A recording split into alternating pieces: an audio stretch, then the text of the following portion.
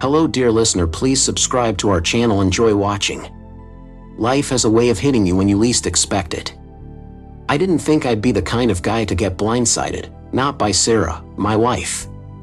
We had our ups and downs like any couple, but I never doubted her, or so I thought. The night it all started, I was coming home early from a business trip. My flight was delayed, but I managed to catch an earlier connection. I thought I'd surprise Sarah, maybe have a late dinner, watch a movie, and relax. I pulled into the driveway around 9 p.m. The house was dark except for a faint glow coming from the living room. As I stepped out of the car, something caught my eye, a silver Audi parked a few houses down. I didn't recognize it, but we lived in a quiet neighborhood, so I brushed it off. Maybe it was one of the neighbor's guests. I unlocked the front door and slipped inside, planning to tiptoe through the house. I'd been gone for a few days, and I thought I'd sneak up on Sarah, maybe surprise her with a kiss. But the moment I crossed the threshold, something felt wrong. The house had this eerie stillness. The usual hum of the refrigerator and the faint ticking of the wall clock seemed louder than ever. And then I heard it, a man's low voice coming from the living room. I froze in place, my heart pounding in my chest. My first thought was that it had to be the TV. But as I got closer, I realized it wasn't. I heard Sarah's laugh, soft and playful, followed by that deep male voice again. My hand gripped the edge of the doorway as I peeked into the room. There she was, sitting on the couch with a man I didn't recognize, laughing like she was on some kind of date. He had his arm draped across the back of the couch, way too close for comfort. My breath caught in my throat. I couldn't move. I couldn't think. I just stood there, watching them as if I were witnessing a scene from someone else's life. This couldn't be happening. Not to me. I backed out of the room quietly, my mind racing. What the hell was I supposed to do? Storm in there? Demand an explanation? Punch the guy in the face? Every nerve in my body screamed for me to react, but something stopped me. I wasn't ready to face it, not yet. I needed to think, to plan. Revenge, I realized, wasn't about losing control. It was about taking it back. I went back to my car and drove around for hours. I wasn't ready to go home, not while they were still in there, laughing together like I didn't exist. By the time I pulled into a hotel parking lot, I'd made up my mind. I wasn't going to confront Sarah, not right away. No, I needed to know more. I needed to make sure they paid for what they'd done. The next morning, I played it cool. I didn't go home. Instead, I called her and told her my flight had been delayed, that I'd be back in a day or two. I needed time to figure out who the hell that guy was. And I wasn't going to ask her. She'd lie. That much I knew. So, I started doing some digging. I installed a camera in the living room when she was out, syncing it to my phone so I could watch everything that happened in that house. I didn't have to wait long. 2 days later, the guy showed up again, this time in broad daylight. Sarah greeted him at the door with a kiss. Not just any kiss, a deep, passionate one, like they'd been together for months, maybe longer. I couldn't stand to watch, but I forced myself to. I needed to know everything. His name was David, some corporate lawyer from downtown. Tall, fit, the kind of guy who looked like he had his shit together. I hated him on sight. He was everything I wasn't: polished, smooth-talking, and rich. But what bothered me the most was the way Sarah looked at him, like he was the answer to every problem she'd ever had. That look had once been mine. I followed him for weeks, learning his habits, his schedule, everything. David wasn't careful, he didn't need to be. He was arrogant, confident that no one would ever catch him. But I did. I found out about the cabin he owned up in the mountains, this secluded spot where he'd take his little weekend getaways. It was the perfect place for what I had in mind. I didn't rush things.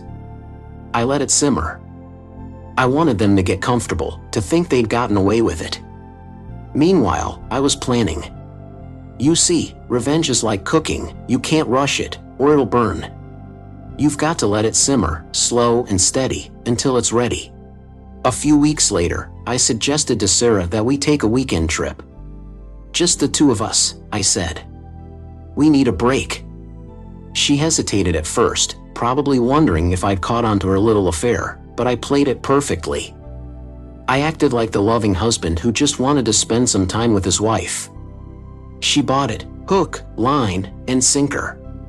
We packed up the car and headed out to the mountains. The drive was quiet, almost too quiet.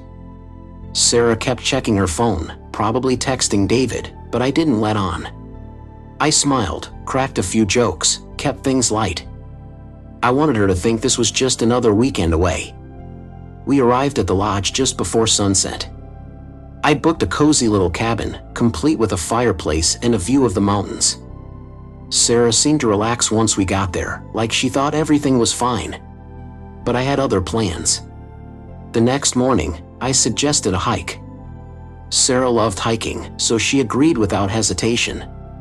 I made sure to take us on a trail that led right past David's cabin. As we rounded the corner, there it was, nestled in the woods, secluded from everything. Sarah froze when she saw it. She knew exactly where we were. "What's wrong?" I asked, feigning innocence. "You look like you've seen a ghost." I don't know," she stammered, her face pale. I smiled, but there was no warmth behind it. "Come on, let's go check it out." Before she could protest, I was already heading toward the cabin. Sarah followed reluctantly, her eyes darting around like she was trying to find an escape route. But there was no way out, not this time. We knocked on the door, and sure enough, David answered. The look on his face was priceless, like he'd just been caught robbing a bank. Sarah stood there, her mouth hanging open, trying to come up with some kind of explanation, but I wasn't interested in what she had to say. "David, right?" I said, extending my hand like we were old friends. He didn't know what to do, so he shook my hand, his eyes darting between me and Sarah. "We were just out for a hike," I said casually. "Thought we'd stop by and say hello." David stammered something about being busy, but I wasn't listening. I pushed past him into the cabin, pulling Sarah along with me. She was trembling now, probably realizing just how deep she was in. We sat down in the living room, the same room where I imagined they'd spent their secret weekends together. The tension was thick, but I didn't let it show. I needed to stay calm, to keep control of the situation. "You know," I said, leaning back in the chair, "I've known about you two for a while now." Sarah gasped, her hand flying to her mouth, while David went pale. I wasn't sure what to do at first. I continued, keeping my voice steady. But then I realized, why should I get mad? I mean, you two clearly deserve each other. So, I figured I'd let you have your little affair. But now, it's time for some payback. David stood up, looking like he was about to bolt, but I was faster. I pulled out a gun I'd hidden in my jacket and pointed it at him. "Sit down, David." He froze, his eyes wide with fear, and slowly sank back into his seat.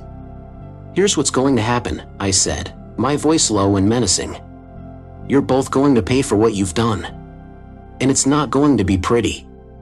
Sarah started crying, pleading with me to forgive her, but I was beyond that now. This wasn't about forgiveness. This was about revenge. I forced them both into the bedroom, cuffed them to the bedposts, and left them there, helpless and terrified. Then I took my time trashing the cabin, making sure there wasn't a single thing left intact. I wanted David to feel the pain of losing everything, just like I had. Before I left, I tossed the cabin keys into the woods and smashed their phones. No way to call for help. No way to escape. They'd be stuck there until someone found them, if anyone ever did. I drove back home, feeling a strange sense of satisfaction. It wasn't the violent, impulsive revenge I'd imagined at first, but it was better. It was cold, calculated, and thorough. A few days later, I filed for divorce. I didn't give Sarah a chance to explain. She didn't deserve one.